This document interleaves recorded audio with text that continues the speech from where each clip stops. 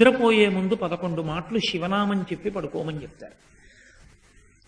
తెల్లవారి నిద్ర లేచేటప్పుడు మీరు పరమశివ భక్తులైనా సరే, మీ కులదేవత పార్వతీ పరమేశ్వరులైనా సరే, శివ అంటూ లేవడాన్ని శాస్త్రం అంగీకరించదు.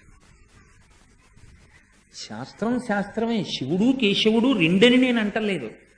కానీ దేని స్థితి దాందే అంతే. నిద్ర లేచినప్పుడు మొట్టమొదట నోటి వెంట పైకి రావలసినటువంటి మాట ఏదో శాస్త్రమే నిర్ణయం చేసింది.